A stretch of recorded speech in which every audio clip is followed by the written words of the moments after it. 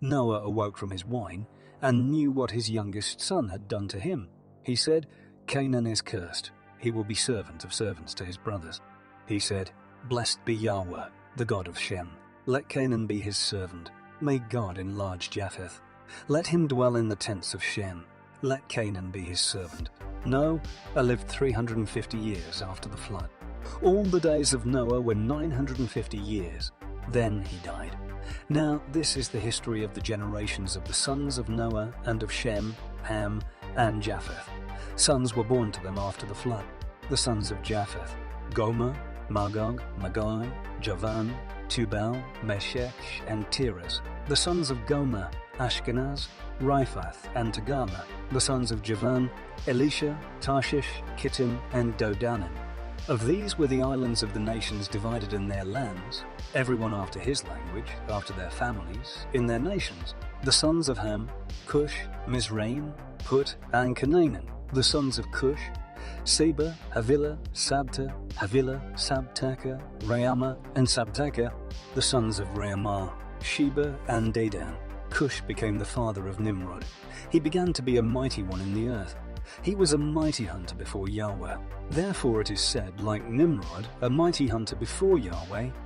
The beginning of his kingdom was Babel, Erech, Akkad, and Calneh in the land of Shinar. Out of that land he went into Assyria and built Nineveh, Rehoboth, Calah, and Rezin between Nineveh, and Rezin between Nineveh and Calah. The same is the great city. Mizraim became the father of Ludim, Anamim, Leabim, Naphtahim, Pathrusim, Casluim, Casluhim, which the Philistines descended from, and Caphtorim. Canaan became the father of Sidon, his firstborn, Heth, the Jebusite, the Amorite, the Girgashite, the Archite, the Arvadite, the Sinite, the Arvadite, the Zemarite, and the Hamathite. Afterward, the families of the Canaanites were spread abroad. The border of the Canaanites was from Sidon, as you go toward Gerar, to Gaza, as you go toward Sodom, Gomorrah, Admah, and Zeboim, to Lasha. These are the sons of Ham, after their families, after their languages, in their lands, in their nation. To Shem, the father of all the children of Eber, the elder brother of Japheth. To him also were children born. The sons of Shem: Elam, Ashur, Arpachshad, Lud, and Aram. The sons of Aram: Uas, Hul, Gether, and Mash. Arpachshad became the father of Shelah. Shelah became the father of Eber. To Eber were born two sons. The name of the one was Peleg, for in his days the earth was divided. His brother's name was Joktan. Joktan became the father of Amodad, Sheleph, Hazamaveth, Jerah, Hadoram, Uzal, Dikla, Abal, Abimael, Sheba, Ophir, Avila, Aphia, Havilah, and Jobab. All these were the sons of Joktan. Their dwelling was from Mesha, as you go towards Sephar, the mountain of the east. These are the sons of Shem, after their families, after their languages, in their lands, after their nations. These are the families of the sons of Noah, after their generations, in their nations. Of these were the nations divided in the earth after the flood.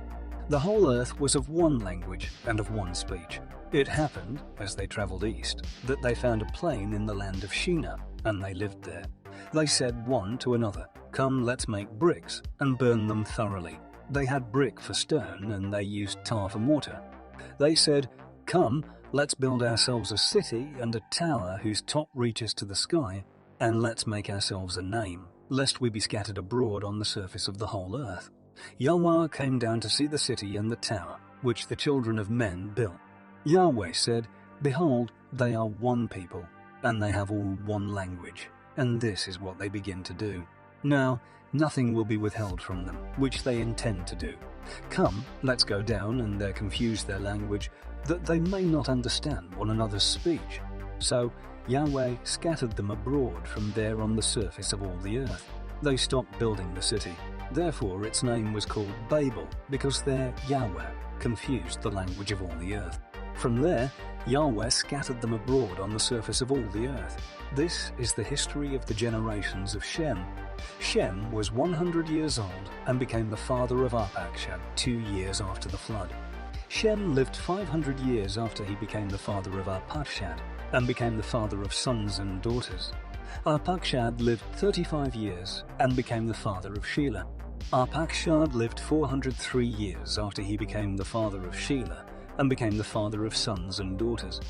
Shelah lived 30 years and became the father of Eber. And Shelah lived 403 years after he became the father of Eber and became the father of Eber and became the father of sons and daughters.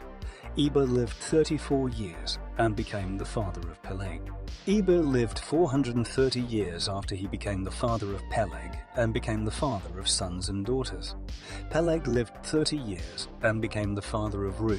Peleg lived 209 years after he became the father of Ru and became the father of Ru and became the father of sons and daughters. Ru lived 32 years and became the father of Serug.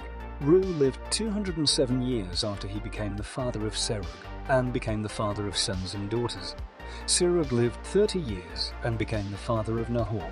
Serug lived 200 years after he became the father of Nahor and became the father of sons and daughters. Nahor lived 29 years and became the father of Terah.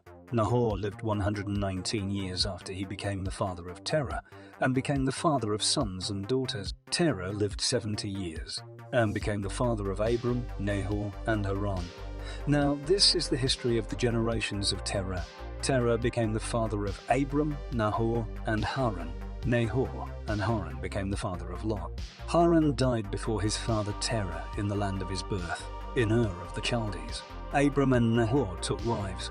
The name of Abram's wife was Sarai, and the name of Nahor's wife Milcah, the daughter of Haran, who was also the father of Iscah. Sarai was barren. She had no child. Terah took Abram his son, Lot the son of Haran, his son's son, and Sarai his daughter-in-law, his son Abram's wife. They went from Ur of the Chaldees to go into the land of Canaan. They came to Haran and lived there. The days of Terah were 205 years. Terah died in Haran. Now Yahweh said to Abram, "Get out of your country, and from your relatives, and from your father's house, to the land that I will show you. I will make of you a great nation. I will bless you and make your name great. You will be a bless you and make your name great. You will be a bless those who bless you, and I will curse him who curses you. All of the families of the earth will be blessed in you." So Abram went as Yahweh had spoken to him. Lot went with him. Abram was 75 years old when he departed out of Haran. Abram took Sarai his wife, Lot his brother's son, all their substance that they had gathered, and the souls whom they had gotten in Haran, and they went to go into the land of Canaan. Into the land of Canaan they came. Abram passed through the land to the place of Shechem, to the oak of Moreh. The Canaanite was then in the land. Yahweh appeared to Abram and said, "I will give this land to your seed. I will give this land to your seed." He built an altar there to Yahweh, who appeared to him. He left from there to the mountain on the east of Bethel, and pitched his tent, having Bethel on the west and Ai on the east.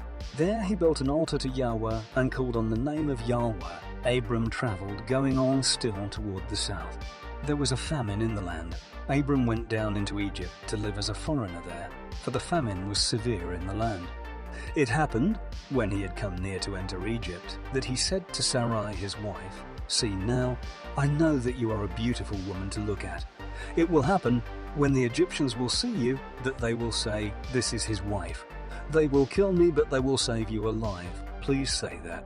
You are my sister, that it may be well with me for your sake, and that my soul may live because of you." It happened that when Abram had come into Egypt, the Egyptians saw that the woman was very beautiful. The princes of Pharaoh saw her and praised her to Pharaoh, and the woman was taken into Pharaoh's house. He dealt well with Abram for her sake. He had sheep, cattle, male donkeys, male servants, female donkeys, and camels. Yahweh plagued Pharaoh and his house with great plagues because of Sarai, Abram's wife. Pharaoh called Abram and said, "What is this that you have done to me? Why didn't you tell me that she was your wife? Why did you say, 'She is my sister,' so that I took her to be my wife? Now therefore see your wife, take her, and go your way." Pharaoh commanded men concerning him, and they brought him on the way with his wife and all that he had.